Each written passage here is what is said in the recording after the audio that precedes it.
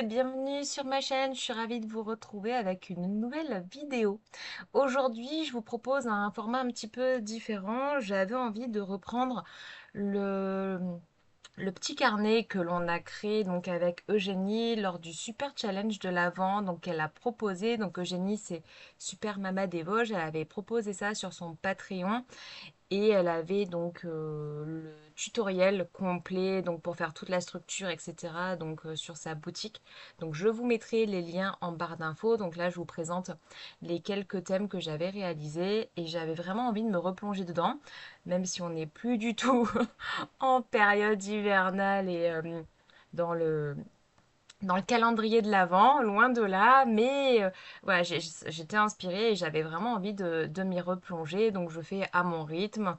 Et donc là, j'ai choisi le neuvième thème, donc c'était nature endormie. Donc Eugénie proposait donc de réaliser pour ceux qui voulaient pas forcément payer son cours, de réaliser lors d'un live donc sur son Patreon les premières pages de l'album donc que vous voyez ici, où elle vous montrait donc comment assembler les pages si vous voulez faire sans forcément donc payer son cours. Donc pour celles qui le souhaitent, voilà, sachez que c'est possible si vous le souhaitez. Donc moi je suis partie, donc là j'avais envie de verdure, forcément, nature endormie. Alors je ne sais pas trop si c'est nature endormie ou nature qui est en train de s'éveiller, vous allez voir.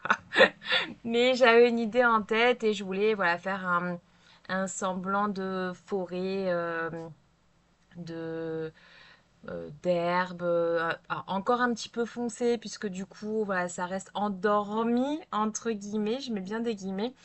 Mais voilà, c'était mon inspiration, vous allez voir au fur et à mesure. Donc je suis partie avec mon encre aquarelle donc de Jacques Herbin que vous m'avez déjà vu utiliser. C'est la couleur vert de chrome. J'aime beaucoup cette couleur. Et donc avec mon pinceau aquarelle, donc comme d'habitude le soft aqua, je suis venue diffuser la couleur. J'ai bien séché et là je viens m'amuser donc avec les crayons Neocolor 2 donc qui sont des crayons à base de cire aquarellables. Donc j'ai utilisé en termes de couleur le vert de chrome également. Donc c'est une couleur toute récente que je viens d'acquérir. Je crois que je mets de l'ocre jaune. Je crois que c'est les deux premières couleurs sur lesquelles je pars. Voilà. Et là, je viens rajouter donc du vert tilleul, donc qui est un vert limite jaune. Je l'aime un petit peu moins cette couleur, mais c'était histoire de mettre un petit peu de douceur quand même. Et là, je viens rajouter du vert brillant, donc qui est un vert vraiment peps, limite pomme. Et ça apporte voilà un petit peu de flashy sur la composition. Je n'hésite pas voilà, à venir ajouter un petit peu de jaune par-ci par-là.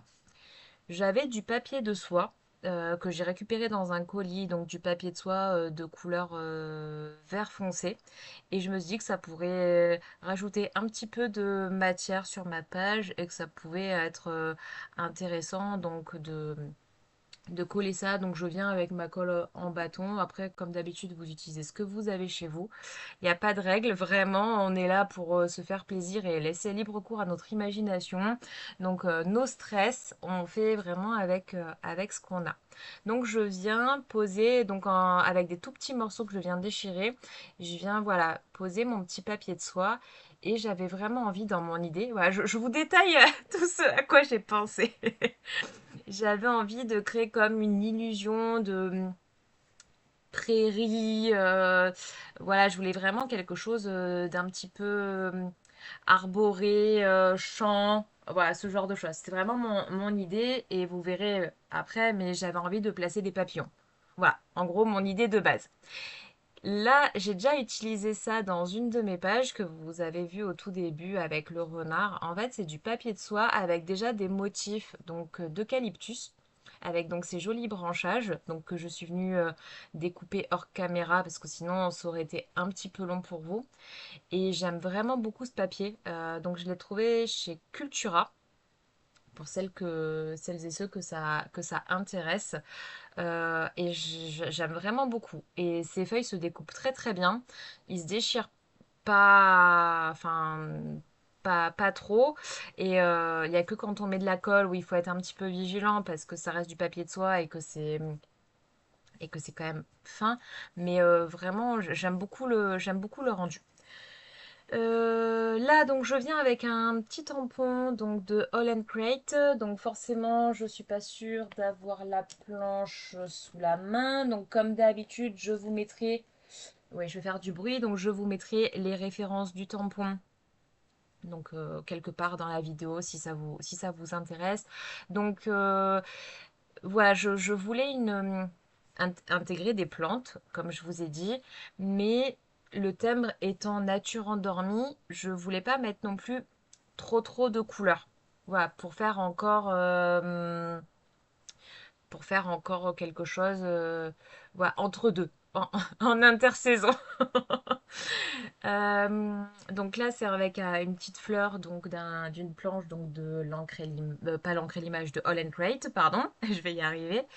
Et je viens, donc c'est avec mon encre Versafine noire, toujours la même, hein, la nocturne.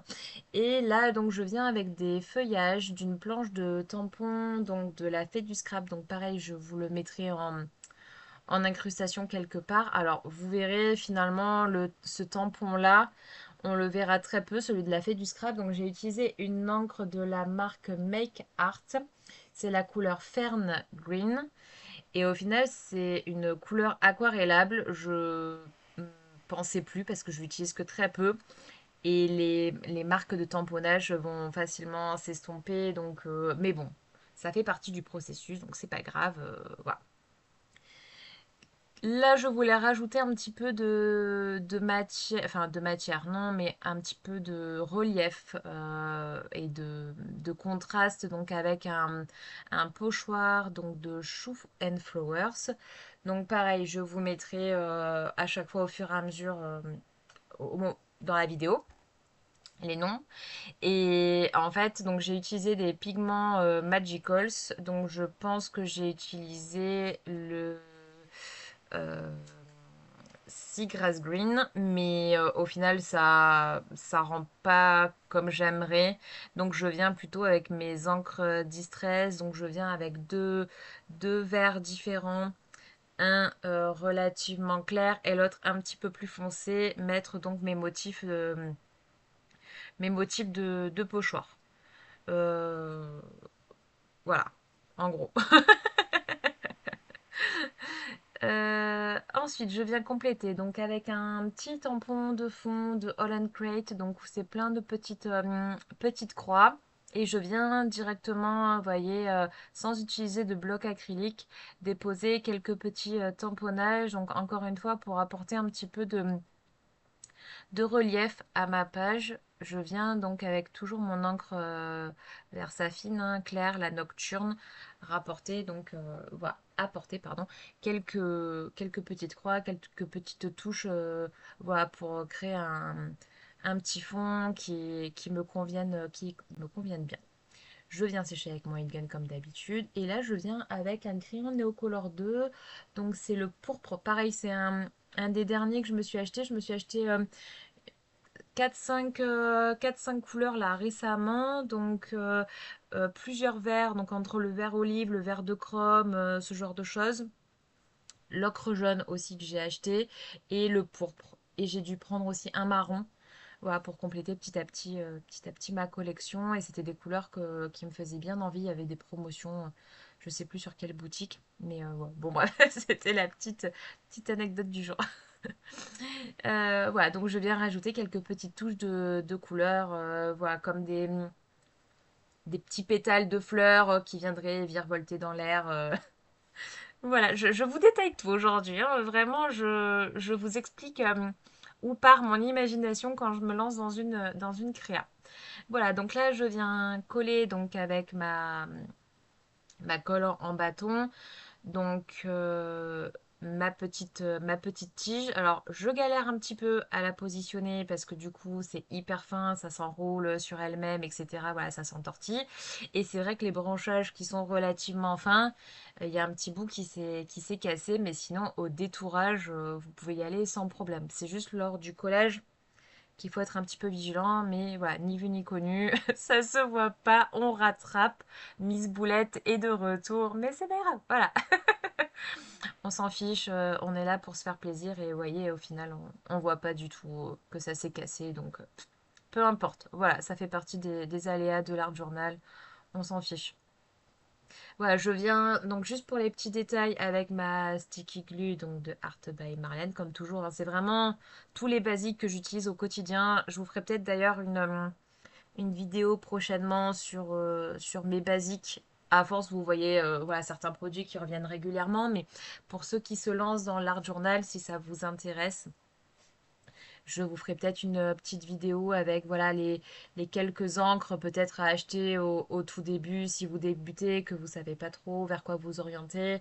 Ou en tout cas par rapport à ce que moi j'utilise. Après, libre à chacun d'acheter ce qu'il souhaite, hein, attention, hein. Mais moi ce qui... Parce qu'au début, on est tenté d'acheter beaucoup de choses et au final, on se rend compte qu'on n'utilise pas la moitié. Donc voilà, plutôt que d'acheter des choses qui ne nous serviront pas, autant acheter moins et finalement voilà, rentabiliser derrière. Euh, vous rembobinerez peut-être si vous le souhaitez. Pour bien fixer mes feuilles d'eucalyptus, là avec mon papier de soie, j'ai mis une très légère couche de gesso clear, donc du gesso transparent pour donc matifier légèrement mon papier et bien le fixer et le faire adhérer donc sur ma page. Voilà, là je viens donc avec toujours une planche de All and Create. Donc c'est la planche que je vais utiliser avec tous les petits papillons. Donc j'ai utilisé un format de papillon tout petit, donc que je suis venue directement tamponner sur ma page. Et là je viens avec le papillon qui est dans le cercle que je vais venir donc coloriser avec mes crayons Neocolor 2. Donc les deux teintes que je vous ai déjà dont je vous ai déjà parlé au préalable, et je vais venir les détourer pour les insérer dans ma page. Donc là, je suis désolée, par moments c'est un petit peu hors champ, je me rends pas forcément compte, j'ai pas encore le réflexe de bien me centrer quand je filme, vu que c'est un petit peu, enfin les vidéos c'est assez récent pour moi, donc j'essaierai d'être un peu plus vigilante pour la suite. Donc je viens déposer mes couleurs au crayon, donc Neocolor 2 directement sur mon papillon, et avec un pinceau à réservoir d'eau, je viens diffuser mes pigments. J'aime bien utiliser le pinceau à réservoir d'eau lorsque j'utilise donc les crayons Neocolor 2 pour la colorisation ou des crayons aquarellables parce que ça me permet de bien maîtriser l'eau et du coup d'avoir des effets qui me plaisent davantage. Mais après, libre à vous d'utiliser encore une fois ce que vous voulez. Si vous êtes plus à l'aise avec avec un pinceau, faites-le au pinceau, il n'y a pas de souci. Moi, je vous dis, voilà ma manière de faire, mais après, encore une fois, vous êtes libre. Donc pour celui de droite, je viens avec du pourpre et du violet en termes de crayon, en termes de couleur de Neocolor 2. Mais finalement, ça ne me conviendra pas parce que j'ai pas de touche de violet sur ma page, donc je trouvais que ça faisait un peu trop. Je vais plutôt me baser sur le deuxième. Le deuxième, donc j'ai utilisé ocre d'or et le pourpre. Et donc en fait, j'ai mis donc de l'ocre d'or sur une bonne partie de mes ailes et j'ai rajouté juste du pourpre au niveau du corps du papillon pour légèrement roser, donc là où c'est le plus foncé, et laisser un maximum de lumière sur les extrémités. J'ai juste rajouté un tout petit peu donc de pourpre sur les petites taches du bout des ailes. Mais sinon, voilà, c'est surtout l'ocre d'or et le pourpre, voilà, juste au bord du corps pour voilà, donner cet effet d'ombre. Voilà. On va dire ça comme ça. Donc là, je viens rapidement donc détourer mes deux petits papillons et je vais les positionner sur ma page. Mais vous voyez, celui plutôt dans les teintes de rose ne me convient pas parce que voilà, comme je vous dis, j'ai pas mis de violet sur ma page et du coup, voilà. Donc je vais venir retamponner une troisième fois donc mon petit papillon. Et je vais réutiliser le même combo couleur que pour le premier. Donc ocre d'or, pourpre. Donc l'ocre d'or, vous voyez, voilà, je commence par l'ocre d'or. Donc je pars vraiment du centre du papillon vers l'extérieur et je viens vraiment sur les zones donc collées au corps, rajouter ma couleur un petit peu plus foncée et sur les extrémités. Voilà, pour essayer d'apporter un petit peu de contraste. Et je colorise pas tout mon papillon pour justement apporter d'office les touches de lumière. Après, encore une fois, vous faites comme vous le souhaitez, hein. Je ne suis pas non plus une spécialiste en colorisation.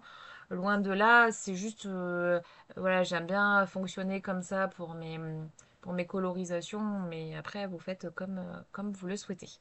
Donc là, je suis vraiment désolée, c'est un peu hors champ, donc bon, c'est pas, peut-être pas très intéressant.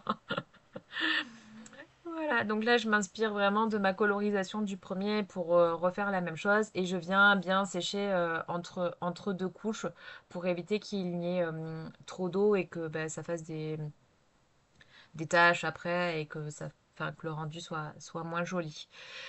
Je voulais vous dire autre chose. Je n'hésite pas à prendre aussi directement la couleur sur mon Neocolor 2, sur mon crayon avec mon pinceau, voilà, pour venir accentuer les ombres par endroits. Là, je viens accentuer donc mon contour avec mon encre Distress Oxide, donc toujours la même, la Black Soot, c'est la noire. Voilà, vu qu'on est sur le thème nature endormie, comme je vous ai dit, je voulais pas non plus quelque chose de trop peps et trop clair, donc je voulais quand même un côté un petit peu encore légèrement sombre. Voilà, je n'hésite pas donc à venir faire des petites gouttes avec mon feutre Posca blanc comme d'habitude. Là, j'ai mis des petites gouttelettes qui ne me plaisent pas, donc je viens vite avec mon pinceau à réservoir d'eau, donc récupérer l'excédent des petites gouttes voilà, qui ne me conviennent pas. Tant que c'est pas sec, vous pouvez encore bidouiller et voilà, ni vu ni connu. C'est ma devise. Je viens donc faire mon petit contour de tamponnage comme d'habitude avec mon feutre Posca pour éviter les démarcations blanches parce que moi je n'aime pas. Et je complète comme ça si j'ai laissé des petits blancs par endroit lorsque j'ai détouré.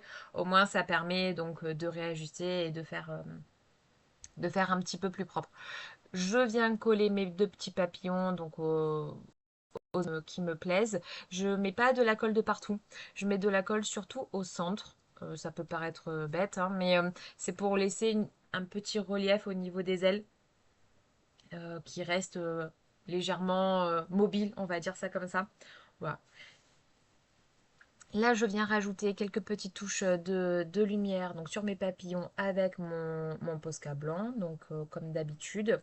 Je n'hésite pas à venir faire quelques petites gouttes par-ci par-là, donc des petits points, des points un petit peu plus gros. Et je viens aussi rajouter quelques petites touches de lumière sur mes feuilles d'eucalyptus pour qu'elles ressortent bien du fond et qu'on puisse bien les discerner. Voilà.